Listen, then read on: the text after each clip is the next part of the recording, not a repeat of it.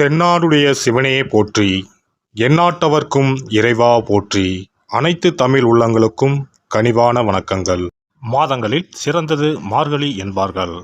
அந்த மார்கழி மாதம் விரைவில் பிறக்க உள்ளது. 2025ஆம் ஆண்டின் இறுதியும் 2026ஆம் ஆண்டின் தொடக்கமும் ஆக இரு முக்கிய நிகழ்வுகள் இந்த மார்கழி மாதத்தில் நிகழ உள்ளது. நிகழும் மங்களகரமான விசுவாசு ஆண்டு டிசம்பர் மாதம் 16ஆம் நாள் செவ்வாய்க்கிழமை அன்று துவாதசி திதியில் சுவாதி நட்சத்திரத்தில் அதிகண்டம் நாமயோகத்தில் கௌளவம் கர்ணத்தில் சித்தயோகம் கூடிய நன்னாளில் இந்த மகத்தான மார்கழி மாதம் பிறக்கிறது. மார்கழியை தெய்வங்களின் மாதம் என்பார்கள். அந்த அளவுக்கு ஆன்மீக ரீதியாக முக்கியத்துவம் பெற்றது. இம்மாதத்தில் கிரக நிலைகளில் பல்வேறு மாற்றங்கள், சில முக்கிய நிகழ்வுகள் நடைபெற உள்ளன. இது 12 ராசிகளிலும் தாக்கத்தை ஏற்படுத்தும். மார்கழி மாதம் டிசம்பர் மாதம் 16ஆம் தேதி தொடங்கி ஜனவரி மாதம் 14ஆம் தேதி வரை உள்ளது.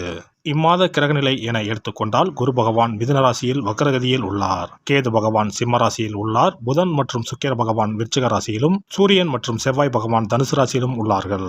சனி மற்றும் ராகு பகவான் கும்பராசியில் உள்ளனர். இம்மாத கிரக பயிற்சி என எடுத்துக்கொண்டால் 21/12/2025 குரு பகவான் வக்ர நிலையில் புனர்பூசம் 4ஆம் பாதத்தில் இருந்து புனர்பூசம் 3ஆம் பாதத்திற்கு பயிற்சியாக உள்ளார். 22/12/2025 சுக்கிர பகவான் விருச்சிக ராசியில் இருந்து தனுசு ராசிக்கு பயிற்சியாக உள்ளார். அதேபோல 25/12/2025 புதன் பகவான் விருச்சிக ராசியில் இருந்து தனுசு ராசிக்கு பயிற்சியாக உள்ளார். மேலும் 11/1/2026 புதன் பகவான் தனுசு ராசியில் இருந்து மகர ராசிக்கும், செவ்வாய் பகவான் 14/1/2026 தனுசு ராசியில் இருந்து மகர ராசிக்கும் பயிற்சியாக உள்ளார். இம்மாத சிறப்புகள் என எடுத்துக்கொண்டால் டிசம்பர் மாதம் 19ஆம் தேதி அனுமன் ஜெயந்தி, டிசம்பர் மாதம் 30ஆம் தேதி வைகுண்ட ஏகாதசி, ஜனவரி 3ஆம் தேதி ஆருத்ரா பௌர்ணமி, ஜனவரி 14ஆம் தேதி போகி பண்டிகை ஆகிய நிகழ்வுகள் உள்ளன.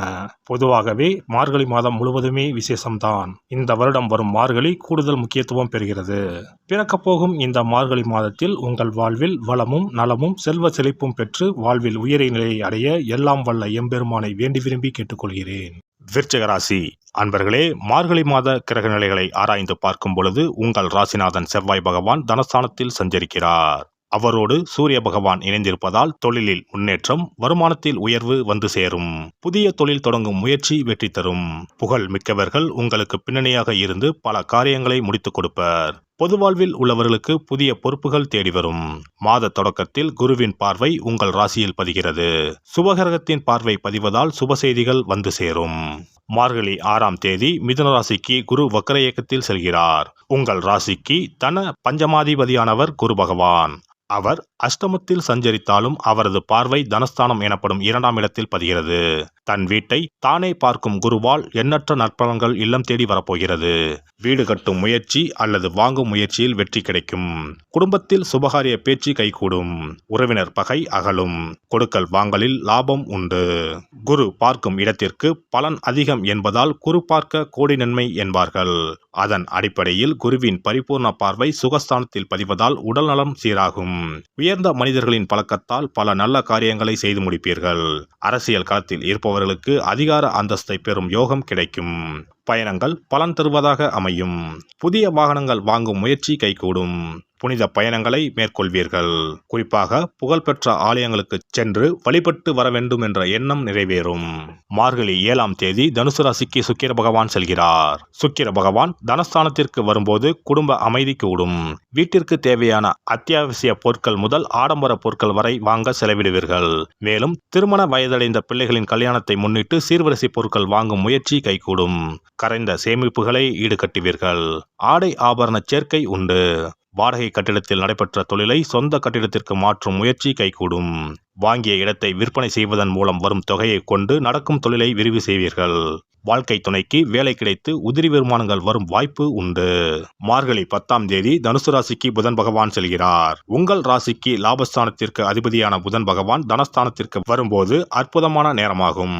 பொருளாதாரம் உச்சநிலையை அடையும். தொழில் உத்தியோகத்தில் கணிசமான தொகை கைகளில் புரளும்.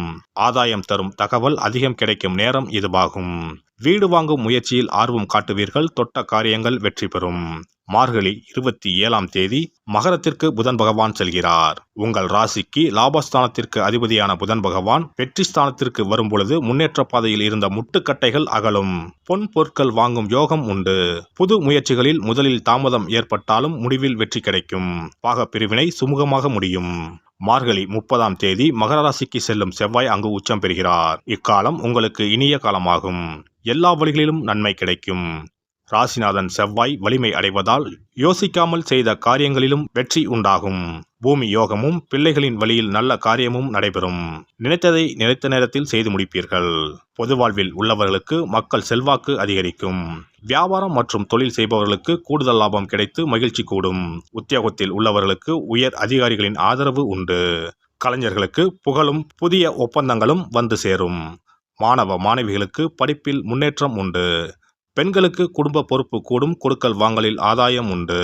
இம்மாதம் திருமால் லட்சுமி வழிபாடு தித்திக்கும் விதத்தில் வாழ்க்கையை அமைத்துக் கொடுக்கும்.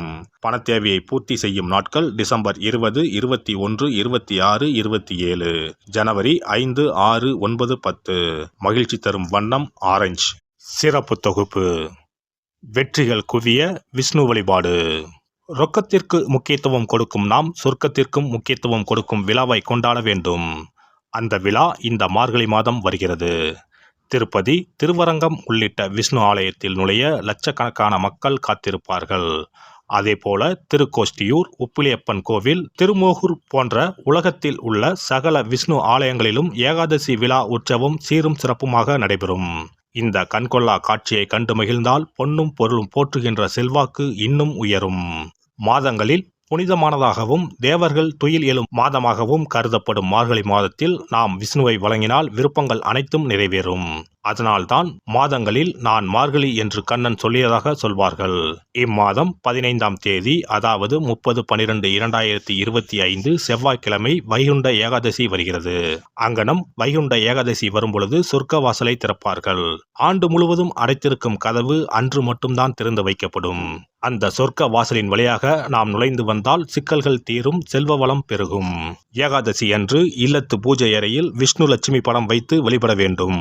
அவள் வெல்லம் கலந்து நைவேத்தியம் வைத்து சாப்பிடலாம். முழு விரதம் இருக்க முடியாதவர்கள் மதியமும் இரவும் பலகாரம் செய்து சாப்பிடலாம். அன்று இரவு முழுவதும் கண் விழித்திருக்கும் பொழுது இறை தியானத்தையே மேற்கொள்ள வேண்டும். மறுநாள் அதிகாலையில் சூரியன் உதிக்கும் முன்னதாக நீராடி பச்சரிசி சோறு, அகத்திக்கீரை, நெல்லிக்காய், கருணைக்கிழங்கு, புளிக்குழம்பு சாப்பிடுவது நல்லது. அகத்திக்கீரையும் நெல்லிக்காயும் உணவில் சேர்த்து கொள்வது அவசியமாகும். இந்த மார்கழி மாதத்தில் கன்னி பெண்கள் அதிகாலையில் எழுந்து நீராடி வீட்டின் முன்பக்கத்தில் கோலமிட்டு அதன் மத்தியில் மஞ்ச வண்ண பூ வைத்தால் மங்களம் உண்டாகும். பரங்கி பூவை வைத்து அழகுபடுத்துவது கண்கொள்ளா காட்சியாகும்.